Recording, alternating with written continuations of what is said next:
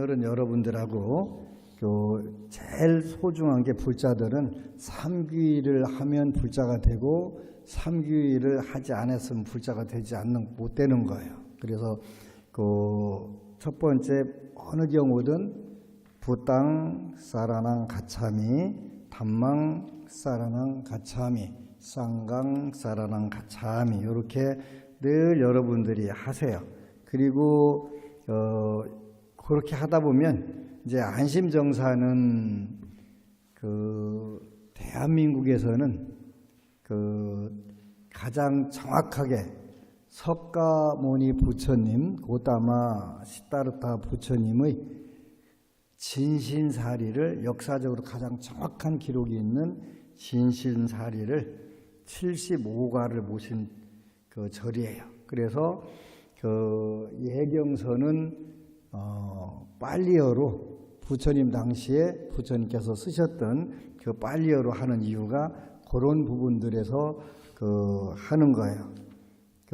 석가모니 부처님께 물론 안심정사는 대승보살 교화종단이에요. 요즘 이제 카페에다가 내가 여러분들에게 하나하나 자료들을 올려요. 대승발심은 뭐고 소승발심은 뭐다. 이렇게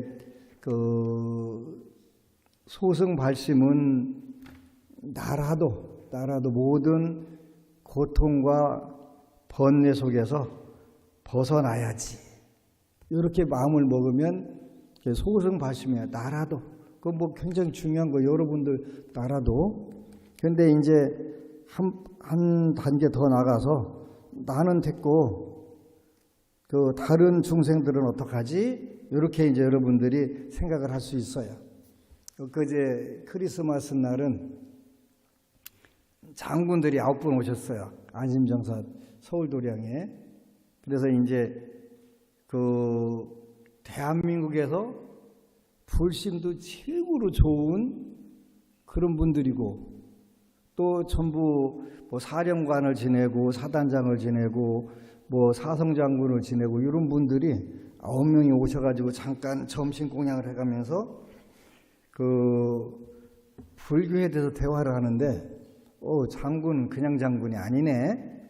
깜짝 이분들이야말로 보살 후신으로 왔구나 하는 생각이 드는 거예요.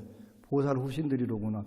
불교를 하는데 무슨 하나를 일러주면 막 10개씩 다 터득해갖고 금방금방 알아듣고 막 내가 당황할 정도로 그러면서 얼마나 진지하게 불교를 생각하고 또 하는지 그분 중에 한 분이 이제 뭐 족보를 따져보니까 한산이 씨더만요. 한산이 씨인데 대한민국 지키기 불교도 연합회 회장을 하시는 분인데 이분은 되게 재미있더라고요. 재미있는 게 올해의 자랑스러운 육사인상 뭐 그분들은 최고 영예라대요. 훈장보다 그게 더. 근데 그걸 받으셨다고 하면서 하여간 뭐 김영삼 대통령이 국방부 가서 예배하고 난리가 났을 때도 이제 불교계에 아주 모든 문제를 해결해 주는 그런 분인데 뭐 국방부 장관도 지내고 본인이 연대장 할 때 사단장 했다든가 하는 뭐 권영혜라고 하는 그분이 있었는데 그분이 아주 모든 사람들이 다 들어갔고 이 친구 하나만 기독교로 만들면 세상이 다 기독교 된다고 그렇게 했는데 다 동원했는데도 결국은 안 했다더만요. 안 되더래. 왜 안 했냐고 그랬더니 본인이 이제 군대 생활하면서 뭐 부모님들한테 뭐 자주 찾아뵙지도 못하고 하는데 어머니가 당신 낳았을 때 그런 말씀 하셨대요. 너는 부처님께 공을 들여서 난 자손이니까 언제든지 부처님을 잊으면 안 된다. 그래서 이제 석가모니 석자를 이름에다 붙여갖고 석복이라고 줬더만요. 그래서 내가 다른 조상 부모님께 효도도 못하고 이렇게 살았는데 그것까지는 할 수 없다. 그래서 그냥 그래도 뭐 사단장하고 다 하셨더라고요. 근데 지금도 정말 활동적으로 불교 활동을 하시는 거예요. 이야, 정말 대단하다. 거기 오신 분들이 내가 볼 때 정말 대단하다. 그 한 분은 또 불교 교학 공부를 이렇게 많이 한 거예요. 또 어떻게 많이 하냐고 그랬더니 쭉 정리한 걸 얘기하는 거예요. 그리고 이제 뭐 하나를 일러주면 그러냐고. 그래서 이제 그때 주제가 뭐였냐면 그 발심, 마음을 대는 거. 이런 걸 마음을 대는 건데 어떤 마음을 대냐?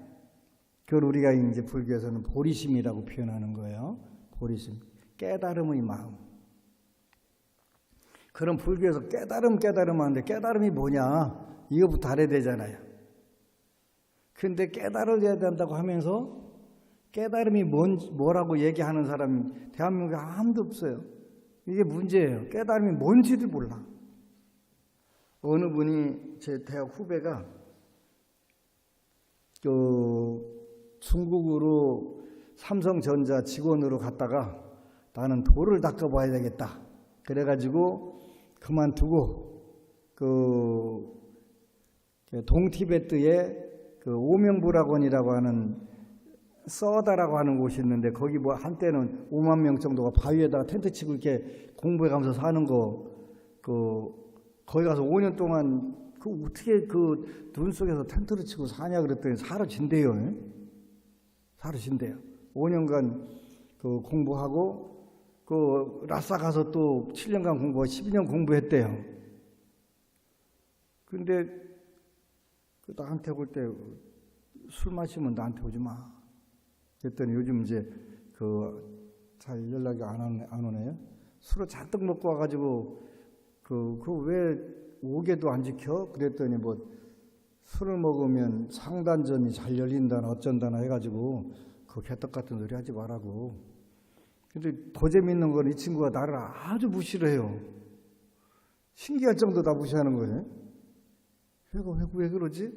근데 이제 중앙성가대 교수하는 또 후배가 왔는데 그 후배한테는 막 엄청 또 깍듯하게 대우를 해요. 도대체 도는 것도 아니고 뭐요? 이해가 안 가는 거예요. 그 철학 박사들 교수들은 나한테 오면 막 뭘 해도 안 되니까 하는데 이 친구 눈에는 내가 굉장히 우습게 보이나 봐요. 그래서 5개도 못 지키면서 5개 중에서 다른 건 몰라도 술은 지킬 수 있지 않냐. 그랬더니 요즘엔 그 소식이 없는데 처음에 나한테 와서 스님 깨달아서 뭐라고 그래요? 그러고 탁 나한테 시비를 거는 거지. 그래서 네가 말하는 깨달음이 뭐냐? 네가 말하는 깨달음 뭘 깨달음이라고 하냐 물었더니 거기서부터 이제 대답이 안 나오는 거지. 그러니까 우리가 이제 정확하게 알아야 돼요. 깨달음이라고 하는 것은 소승 발심했을 때와 대승 발심할 때가 달라요. 대한민국 불교는 대승 불교는 맞아요. 근데 지금 요즘에 제일 큰 종단에서 명상해야 된다고 하는데 명상은 원래가 대승 불교의 수행 방법은 전통적인 수행 방법은 아니에요. 그거 우리가 잘 기억을 해야 돼요. 그래서 내가 요새 카페에다가 쭉 정리를 해가지고 올려줘요. 여러분들 공부하라고요. 오늘도 이제 12연기에서 무명이 뭐냐 이런 걸 올려줬는데 소승 발심은 아라한이 되는 거예요. 아라한이 되는 건데 아라한이 되면 지혜가 생겨요. 어떤 지혜가 생기냐면 아라한의 깨달음이라고 하는 것은 일체의 지라고 하는데 지인데 일체의 모든 것을 아는 지혜가 생겨요. 이 지혜가 현실적으로 나오면 삼명육통이라고 하는 걸로 나와요. 그 삼명이 뭐냐 그랬더니 자신과 모든 중생들의 전생을 아는 지혜가 숙명명 또는 숙명통이라고도 해요. 숙명명. 그러니까 전생을 모든 중생 자기 자신을 포함해서 모든 중생의 전생을 아는 지혜가 열렸다. 그러면 아라한이 되면 그게 열려요. 근데 이제 아라한과 또 부처님 자신의 10대 제자 또 상수 제자 부처님 그 전생을 보는 범위가 다른 거예요. 그래서 그 전생을 보는 범위가 달라져요. 부처님은 무시, 그래 우주가 생기기 이전부터 그 끝날 때까지 다 아시는 게 부처님이고, 또 상수제자는 몇천겁을 하게 되고 그 뭐 이게 쭉 그 구분이 돼 있어요. 숙명을 전생을 아는 지혜가 열리고, 두 번째로는 천안이라고 하는 것은 불교에서 천이라고 하는 것은 인과를 보는 눈, 인과를 아는 거예요. 그래서 천안명은 하늘을 보는 눈이 아니라 인과를 아는 그 눈인 거예요. 이게 여러분들이 예경지성 보면 전생에 어느 부처님은 어느 시대에 그 부인은 누구였고 아들은 누구였고 제자는 누구였고 다 나오잖아요. 어떻게 나오는 거예요? 부처님께서는 숙명명과 천안명 요걸 완벽하게 다 보시기 때문에 전생에 어떤 부처님은 어떻게 했다 구체적으로 잘 하는 거예요. 그리고 어떤 때 어떤 공양을 올려갖고 어떤 결과를 받았다. 요게 천안명이에요. 그리고 어떤 몸을 받았다. 이게 전부 다 나와요. 그래서 이제 오늘은 그 나팔 접심을 내일 모레부터 화요일부터 나팔 접심이라고 그래서 석가모니 부처님이 북방불교에서는 음력 스달 초 여덟의 날 그걸 우리가 나벌 8일 이렇게 표현해요. 나벌이라고 하는 것은 12월을 옛날 한자로 나벌이라고 그랬어요. 그래서 옛날에 우리 어렸을 때는 구랍에서 지난 12월에 구랍 이렇게 표현했어요. 지금은 다 없어졌는데, 그래서 나벌이라고 하는 것은 음력으로 한자로 12월을 말하는 것은 8일, 또 초파일도 있지. 초파일은 부처님께서 탄생하신 날이고, 그 12월 8일 나벌 8일은 부처님께서 성도를 하신 날에 삼명육통이 다 이루어진 날이세요. 그러니까 내일 모레 화요일부터 8일간 7일간 기도가 들어가요. 근데 이제 요때 여러분들이 공양을 올리시면 좋아요. 무슨 공양을 올리게 하냐면 등불이나 초공양을 올리게 하려고 하는데, 여기 이제 이렇게 나와요. 여기 상세 나오는데, 어두물 등불 공양, 요 예경지성에 18쪽에 나오는 거네요. 18쪽. 어두물 몰 안에는 불을 공양하면서 3개의 광명이신 부처님을 새기는 것이다. 18쪽 제일 위에 이 등불 공양은 8가지 이익이 있다. 8가지 이익이 있다. 안전하게 번영한다. 안전하게 번영한다. 둘째, 귀한 가문이 된다. 귀한 가문이 된다. 셋째, 준수하고 재능 있는 슬기로운이가 된다. 준수는 잘생겼다는 거예요. 재능은 재능 있는 재주가 뛰어난 지혜로운이가 된다. 네 번째는 신체의 부자유가 없어진다. 신체의 부자유가 없어진다. 다섯째는 자세가 아름다워진다. 여섯째, 위실력이 생긴다. 일곱 번째, 두려움이 없어진다. 여덟 번째, 무사하게 지낸다. 무사하게 지낸다. 제일 좋은 거지요. 그래서 빠두 무따라 부처님 시대에 빠두 무따라, 요게 이제 숙명통하고 천안통 관련된 이야기가 나오는 거예요. 빠두 무따라 부처님 시대에 한 남자가 보리수 주변에 5개의 등불을 바쳤다. 그 공덕으로 사후에, 그러니까 빠두 무따라 부처님 시대는 숙명통에 의해서 부처님께서 말씀하신 거고, 그 다음에 한 남자가 보리수 주변에 5개의 등불을 바쳤다. 한 남자가 있었다는 것은 숙명통이에요. 이분이 어떤 인과를 지었다고? 보리수 주변에 5개의 등불을 바쳤다. 그 공덕으로 사후에 천상계에 태어나 800마일 가량의 거리에 떨어진 것도 볼 수 있는 눈을 얻었고, 이걸 우리가 유관이 열린 거예요. 유관 800마일이면 1000km가 넘는 데를 다 훤히 보는 거예요. 그래서 뭐 자견철 입견 만리한다고 앉아서 천리를 보고 서서 만리를 본다, 그런 유관이 생긴 거예요. 뭐 이게 천안통이 된 거예요, 그죠? 그 고따마 부처님 시대에는 장로 반짜 디피카가 되어 아라한이 되었다. 그래서 고 보리수 아래에 등불 5개를 올리고 하여튼 유관이 천안으로 열렸고, 드디어 부처님 고따마 석가모니 부처님 시대에는 아라한이 되었다. 동일한 부처님 시대에 또 다른 남자가 보리수에 등불을 바쳐서 사후에 천상세계와 인간세계의 양쪽에 행복을 누리다가 고따마 부처님 시대에는 장로 에카디피아가 되어 거룩하님 아라한이 되었다.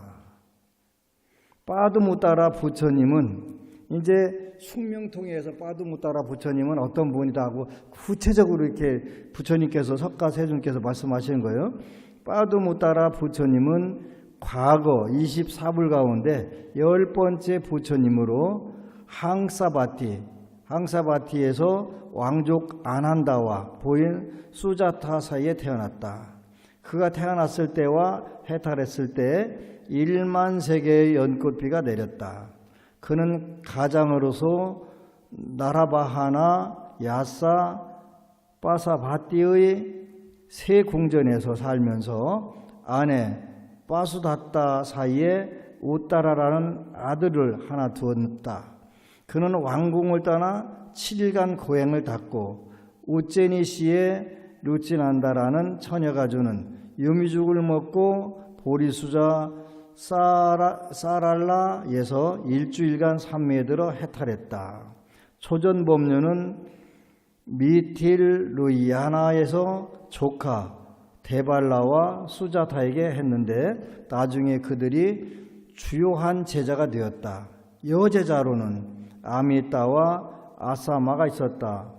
후원자로는 제가의 남자신도 비띠나 띠사, 여자신도는 핫다와 바치따가 있었다. 그는 10만 세에 난다라마에서 열반했다. 출처는 다음과 같다. 이렇게 숙명통을 하게 되면 전생에 아주 구체적으로 언제 요게 현재 보는 거하고 똑같이 석가모니 부처님은 숙명통, 그 다음에 등불을 올려서 어떤 공양을 올리고 어떻게 받고 천상계와 인간계를 갔다 오다 그 석가모니 부처님 때 아라한이 됐다. 이렇게 정확하게 아는 게 숙명명이라고도 하고 숙명지라고도 해요. 숙명명, 천안명. 어떤 인과가 있다. 그래서 전부 다 등불공양, 향공양, 물공양, 음식공양, 꽃공양, 물공양, 음식공양 나오는데 어떤 인과법을 받는다. 요거는 천안통도 부처님은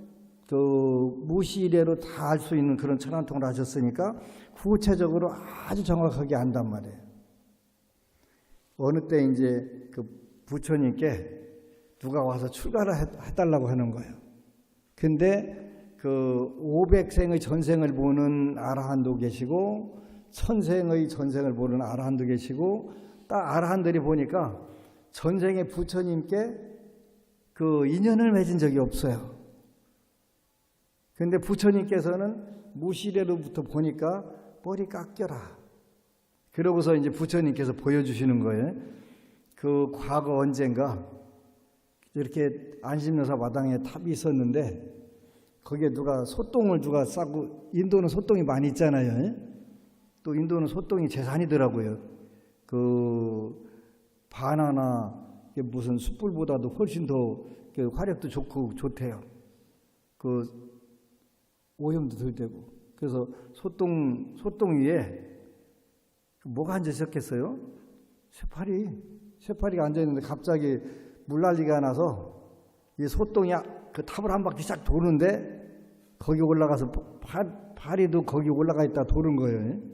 한 바퀴. 그 공덕으로 부처님하고 인연이 돼서 석가모니 부처님 제세시에 만나서 출가를 했더만요. 이렇게 그냥 되는 게 아니라 꼭 그런 인연들이 있어야 되는 거예요. 굉장히 중요한 거예요. 그래서 이제 첫 번째가 숙명명이라고 그랬어요. 숙명통이라고도 하는데 통과 명이 조금 달라요. 그래서 삼명육통 이렇게 하는데, 삼명은 가장 기본적인 지혜 중에서도 아주 정확하게 아는 지혜를 밝을 명자 섞고 명 그렇게 쓰는 거예요. 또는 지혜자 섞고 지라고도 해요. 그리고 알기는 아는데 명의 단계, 지혜 단계까지 못 가는 걸 통이라고 하는 거예요. 신통력, 우리가 말하는 신통력, 그거 통 말하는 거예요. 그래서 숙명명, 천안명 이 두 가지가 있고, 그 다음에 누진명, 누진명이라고 하는 것은 탐내고 성내고 어리석고 교만하고 의심 많고 악견 이런 걸 완벽하게 다 소멸된 거를 우리가 그 누진명이라고 그래요. 요걸 숙명통, 천안통, 누진통 이렇게도 표현해요. 그 세 가지에다가 그 세 가지를 더 보태면 육통이 되는 거예요. 다심통, 다심통. 남의 마음을 아는 거, 다심통. 천이통, 귀로 듣는 것, 모든 걸 다 듣는 거, 천이통. 그 다음에 신족통, 천상계든 지옥이든 다 갈 수 있는 그 능력, 그 신족통. 그렇게 지장보살님이 지옥에도 가고 또 도리천에서 법문하실 때는 많은 신들이 도리천에 오고, 그분들은 뭘 한 거예요? 신족통을 한 거예요, 신족통. 그래서 어디든지 갈 수 있는 능력, 육도윤회 세계에서 어디든지 갈 수 있는 능력, 신족통. 다심통, 천이통, 귀로 듣는 요까지 합치면 육통이 되는 거예요, 육통. 그래서 삼명육통 이렇게 표현하는 거예요. 그래서 숙명통, 천안통, 그 누진통, 요게 명으로 붙이면 그 숙명명, 천안명, 누진명 이렇게, 요걸 우리가 남방불교에서 아란이 되면 그 지혜를 터지는 거예요. 북방불교는 그럼 지혜라는 게 뭐냐? 보리심이라고 했어요. 북방불교는 그래서 금강경의 첫 구절을 내가 설명을 해줬는데, 거기 간호사관학교 교장하고 그 국회의원 한 그 법우님이 턱 알아듣는 거. 이렇게 금강경의 첫 구절에 대해서 거기에 발 안오 따라 삼약 삼보리심, 그게 한문으로 표현은 뭐라고 했냐면 무상, 안오 따라 하면 아라고 하는 것은 아니다, 없다 이런 뜻이에요. 그래서 뭐라고 표현하는 거예요? 누 따라는 최고 높은, 그렇게 더 높은 게 없어. 그러니까 안오 따라, 이것보다 더 높은 게 없어, 안오 따라. 삼약, 정확하게. 정등, 삼보리, 삼이라고 하는 것은 옳다, 바를 정자에. 그러니까 보리, 정각, 무상, 정등, 정각. 여기에 안오 따라 삼약 삼보리, 산스크리트로 표현하면, 한문으로 표현하면 무상, 정등, 정각. 그냥 우리말을 간단하게 줄이면 보리심, 깨달음의 마음, 요걸 보리심이라고 하는 거예요. 무상, 정등, 정각, 안오 따라 삼약 삼보리, 깨달음. 그 깨달음이 뭐냐? 이렇게 물으면 여기서부터 대답이 안 나오는데 그걸 일러줬어요. 무상, 정등, 정각이 됐든 안오 따라 삼약 삼보리심이 됐든, 그거는 대승불교에서는 남을 도와주려고 하는 마음, 남을 구제하려고 하는 마음을 보리심이라고 하는 거예요. 그래서 이제 제가 여러분들에게 여기다 글을 하나 올려놨어요. 어떤 거냐면 봉사하고 헌신이 어떻게 다르냐. 그거를 이제, 그래서 새해에는 여러분들이 더 열심히 기도해야 되는 건 맞아요. 왜 열심히 기도해야 되냐면, 여러분들이 능력이 있어야 남을 도와주잖아요. 그 능력을 기르는 거를 뭐라고 하냐면 복덕을 기르는 거예요. 복덕을 쌓는 거예요. 복덕 자량을 늘리는 거다 이렇게 표현하는 거예요. 굉장히 중요하지. 그보다 더 중요한 게 어디 있겠어요? 남을 도우려면 내가 복덕이 있어야 돼. 복과 덕이 있어야 돼.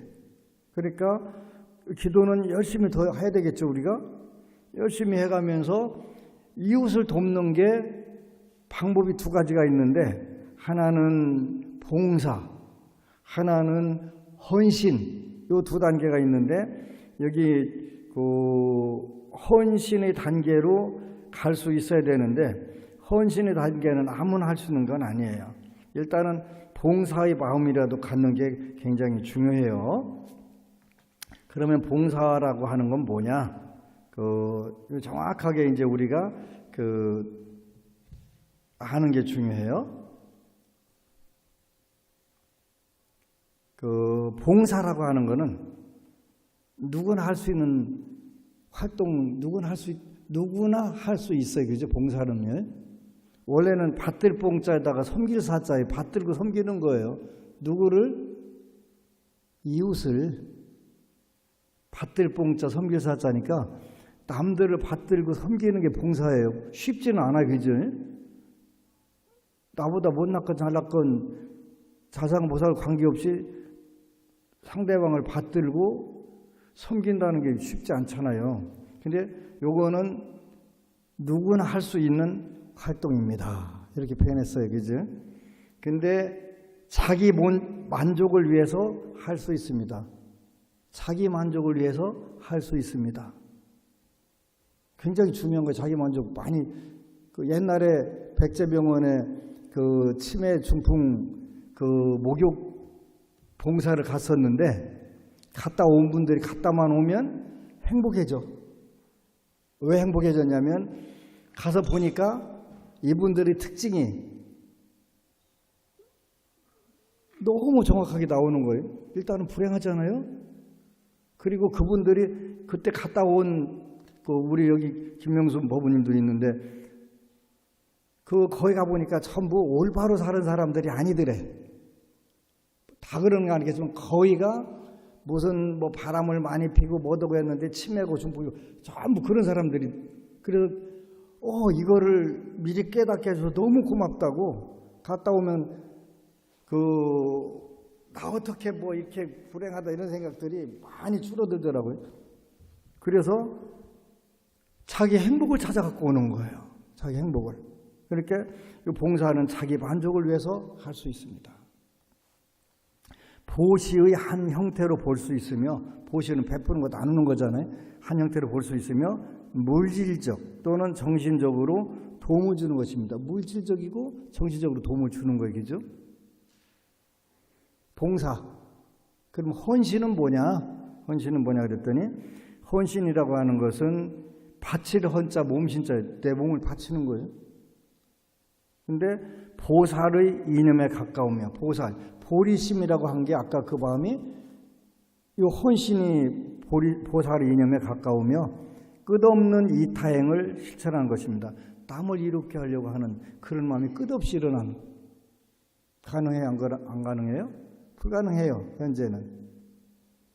타인을 위해 자신의 모든 것을 바치는 더 높은 차원의 실천입니다. 중요한 거예요. 그죠? 그래서 헌신은 봉사보다 더 깊은 수준의 실천을 의미합니다.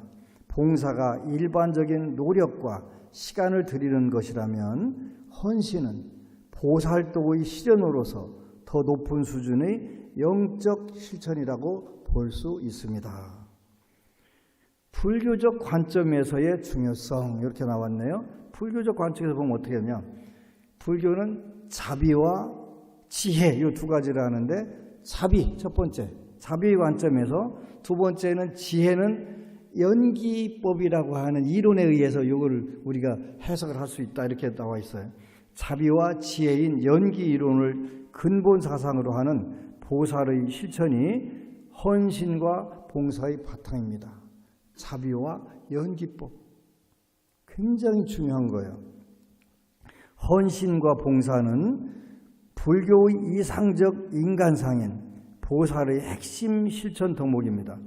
헌신과 봉사는 불교 이상적 인간상인 보살, 관세음보살, 지정보살, 문수보살, 보현보살 이런 보살의 핵심 실천 덕목입니다. 연기의 원리, 지혜라고 하는 것은 연기의 원리를 터득한 지혜의 원리에 따라 타인을 돕는 것이 곧 자신을 돕는 것이 됩니다. 타인을 돕는 것이 곧 자신을 돕는 것이 됩니다. 요 이치를 우리가 계속 지혜를 터득하는 거예요. 그죠? 주의할 점, 봉사활동을 하는 동안 스스로를 부지런히 살피지 않으면 봉사활동할 때는 안심정사 법우님들도 요 부분에 많이 이 함정에 빠져요. 봉사활동을 하는 동안 스스로를 부지런히 살피지 않으면 자칫 자만심만 살찌우는 좋지 않은 결과로 이어질 수 있습니다. 요거 특별히 조심해야 돼요. 그죠? 요거는 자기 만족을 위해서 한 결과가 돼서 자만심만 살찌우는 좋지 않은 결과로 이어질 수 있습니다. 따라서 봉사와 헌신을 수행의 일환으로 여기고 이건 수행, 부처님 법을 닦는 것으로 여기고 도움을 받는 상대방을 수행을 돕는 도반이자 스승으로 여기는 마음가짐이 중요합니다. 나 봉사자야 어깨다 힘드는 게 아니라 내가 하는 봉사를 그 봉사의 서비스를 받는 분들이 뭐라고 그랬어요? 그 상대방을 수행을 돕는 내 수행을 도와주는 도반이자 어떻게 여기라고? 스승으로 여기라는 거예요. 나 봉사자니까 알아줘야 내가 아니라 내가 봉사를 할 수 있게 기회를 주신 당신 우리 법우님을 도반과 스승으로 여겨야 된다. 이렇게 나오는 거예요. 우리 새해에는 봉사와 실천한 헌신한 요 마음들로 이제 기도를 임하는 게 중요해요. 우리 서울 법우님이 댓글을 달아주셨어요. 봉사 활동을 하면서 스스로를 살피지 않으면 자만심에 빠질 수도 있다. 도움받는 상대방을 내 수행을 도와주는 도반이자 스승으로 여기는 마음가짐 꼭 갖겠다. 이렇게 해서 중요한 거예요. 그래서 이러한 마음으로 새해에는 우리가 봉사와 헌신의 이런 마음을 갖고 절에 와서 봉사도 하고 헌신도 하면 너무 좋은 거예요. 우리 이제 이렇게 한번 새해에는 우리의 지혜, 우리의 영적 능력을 좀 업그레이드 하자고요. 그래서 이제 헌신과 봉사법은 인류가 가지고 있는 최고 좋은 수행법인데 이 불교에서는 이제 두 가지로 표현을 해요. 하나는 사무량심, 네 가지의 무량한 마음, 자비희사. 또 하나는 우리가 현실적으로 실천할 때는 사서법 이렇게 표현해요. 네 가지 잘 포용하고 안아주는 마음, 이걸 사서법이라고 하는데 사서법은 보살이 중생을 제도하고 불도로 이끌기 위한 네 가지 기본적인 실천 방법입니다. 사섭사 또는 사섭이라고도 불리며 다음과 같은 네 가지 구성 요소로 됩니다. 그렇게 나 말고 다른 사람들이 괴로움과 번뇌로부터 벗어나게 돕는 마음, 요거를 우리가 보리심이라고 하는데 이 보리심은 그냥 보리심이 아니라 안호 따라 삼약삼보리, 무상정등 정각의 마음. 그러니까 보리심하면 아무것도 그냥 수준 낮은 게 아니라 최고의 높은 마음이에요. 윤 위원님이 그래 그렇게 하니까 나는 됐고 다른 사람은 어떡하지? 그게 금강경의 내용입니다. 그랬더니 탁 깨달은 거예요. 그 순간 깨닫고 나는 이 정도면 됐고 내 뒤에 있는 저 새카만 중생들 어떻게 하지? 요 마음이 안호 따라 삼약삼보리입니다. 무상정등 정각의 마음입니다. 보리심입니다. 그랬더니 턱 알아듣는 거예요. 내가 행복했어요. 근데 이제 요거를 구체적으로 우리가 어떻게 뭘로 실천해야 돼? 이렇게 하면 요까지는 알아야 돼요. 첫 번째는 보시섭, 섭자를 붙여요. 보시섭. 재물이나 진리를 조건 없이 베푸는 것입니다. 재물을 조건 없이 베풀어 줄 수 있어요? 없어요? 없어요. 그렇게 이제 그거는 아직 안 해도 돼. 근데 그래도 나누는 마음, 내가 나누는 못 주더라도 마음 하나 가지면 돼. 내가 갖고 싶은 것은 다른 사람도 갖고 싶을 수 있을 거야. 이런 마음을 가지면 그게 보시섭이 되는 거예요. 그지? 꼭 내가 물질적으로 없는데 어떻게 나누죠? 없는 건 어쩔 수 없지. 그때는 무죄칠시도 있지. 남들을 위해서 밝고 아름다운 얼굴을 하는 거, 미소를 짓는 거, 이런 게 전부 다 무죄칠시라고 나온단 말이에요. 재물이나 진리를 조건 없이 베푸는 것입니다. 실천 방안, 물질적 도움이 필요한 이들에게 재물을 나눕니다. 물질적 도움이 있는 작든 크든 관계없어 모이면 크게 되니까, 그지? 그래서 그 지난해에도 공양미가 120톤 나갈 수 있었어요. 요즘 쌀값으로 그 2억 1천만 원에다가 그 4억 4,200만 원 더하니까 2억 6,300만 원 쌀값에다가 비용까지 합치면 한 2억 7천 이상 들어갔어요. 120톤. 물질적인 도움이 필요한 이들에게 재물을 나눕니다. 부처님 법에 대한 지식을 나누고 가르쳐 줍니다. 그거 조심해야 돼. 옛날에 여기서 어느 분이 그 잔 따르는 봉사를 하다가 어느 법우가 이게 모르고 이제 손바닥을 뒤집었는데 그것도 발로 꼭 바꿔서 못 열게 한 거예요. 난리 낚았어요? 안 낚았어요? 살인 나는 줄 알았어요. 안심정사에서는 손바닥을 뒤집거나 말거나 까거나 말거나 신경 쓰지 말아. 차곡차곡 다 알아서 갈 거니까 그냥 내가 조금 아는 걸로 남을 가르치려고 하게 되면 큰일 나. 그런데 부처님 법에 대한 지식을 나누고 가르치는 게 법공양이니까 법보시니까. 그 다음에 첫 번째는 나누는 거예요. 물질로 나누는 거, 부처님 법을 잘 안내주는 거. 안 가르쳐도 되니까 오면 따뜻하게 와서 법당으로 안내주고 이것만 해도 그 부처님 법 나누는 거예요. 어리버리하고 처음 오면 어리버리 하잖아요. 그렇게 가까이 다가가서 법당도 안내해주고 또 공양간에 데려가서 밥도 먹이고 북카페 가서 차도 한잔 마시게 하고 그게 두 가지 다 하는 거예요. 물질적으로 나누는 거, 부처님 법에 와서 빨리 적응할 수 있도록 해주는 거. 두 번째는 애어섭, 따뜻하고 부드러운 말로 중생을 대하는 것입니다. 따뜻하고 부드러운 말로 중생을 대하는 것입니다. 실천 방안, 상대방을 존중하는 언어를 사용합니다. 상대방을 존중하는 언어를 사용합니다. 두 번째는 격려와 위로의 말을 건넵니다. 비용 안 들어가는 거라도 이거 굉장히 어려운 거예요. 굉장히 어려운 거예요. 그래서 보살의 수행법에 이쁘게 말하는 게 들어가는 거예요. 관세음보살, 지장보살님도 요 수행을 하셔갖고 되셨거든요. 세 번째는 이행섭. 요게 봉사의 단계예요. 몸과 말과 생각으로 중생에게 이로운 행동을 하는 것입니다. 봉사 활동에 참여합니다. 실천 방안이 타인을 위한 선행을 실천합니다. 봉사 활동하는 거 이행섭이라고 하는 게 그걸로 문수보살, 보현보살님도 보살이 되셨다니까요. 우리도 그걸 될 수 있는 거예요. 그 다음에 이제 보시, 애어, 이행인데 네 번째가 동사섭이네. 중생과 함께 생활하며 그들을 깨우치고 올바른 길로 인도하는 것입니다. 실천 방안, 지역사회 활동에 적극적으로 참여합니다. 어려운 처지의 사람들과 함께 시간을 보내며 그들의 고통을 이해하고 돕습니다. 이건 뭐라고 그랬어요? 헌신, 봉사와 헌신이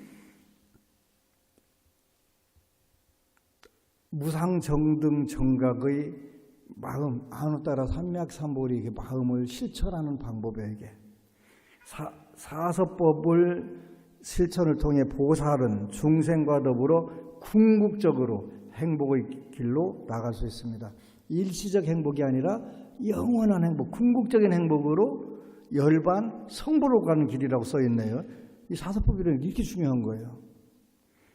이는 현대적 의미에서 사회복지 실천과도 연결될 수 있으며 특히 사서법 중 동사서본 사서법 중 가장 치고한 행위로 여겨집니다. 헌신이라고 그랬죠. 역사적으로 우리나라에서는 해숙, 해공, 대안, 원효, 언기 등의 고승들이 사서법, 특히 동사섭을 실천한 것으로 알려져 있습니다. 이들은 중생들과 함께 생활하며 불교의 가르침을 전파하고 실천하셨습니다. 사서법의 실천은 단순히 불교의 교리를 전파하는 것을 넘어 진정한 자비와 이타심을 바탕으로 한 삶의 방식이라고 할 수 있습니다.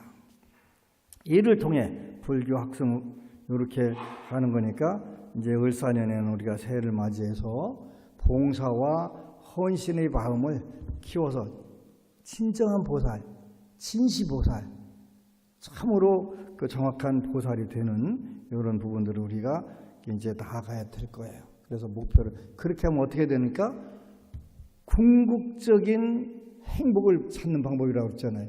영원히 물러서지 않고 좋은 세계로 나가는 그 보살도가 사서법이라고 그랬으니까 짧고 하나씩 실천해 보는 거예요. 그렇게 되면 여러분들이 현실 생활에서 천상락과 극락들이 전부 다 이루어지는 거죠. 그래서 이번 나팔십 접심에는 7일초 공양을 올리도록 적극 권유를 하고 7일초 값을 반값으로 내려줄 거예요. 그래서 일주일간 하고 기도 시간은 밤 9시부터 새벽 3시까지예요. 31일부터 음력 8월 1월 8일 새벽까지 그렇게 해서 현재로는 지장경을 7일간 읽어봐야 가장 빨리 읽으면 같이 읽을 때는 90분까지 되더라고요. 90분까지 되는 걸 녹음을 하고 해서 그거 따라가지고 90분에 한 번 읽으면 6시간 동안에 4번을 읽을 수 있어요. 4번을 읽고 7일간 읽으면 28독을 할 수가 있어요. 그래서 풀로 지장경을 다 할 거냐, 약사경도 같이 할 거냐 하고 이제 오늘 부산 가면서 고민하고 발표를 해드릴 거예요.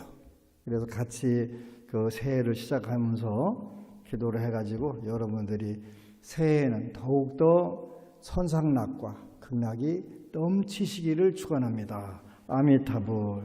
그리고 여러분 사랑합니다.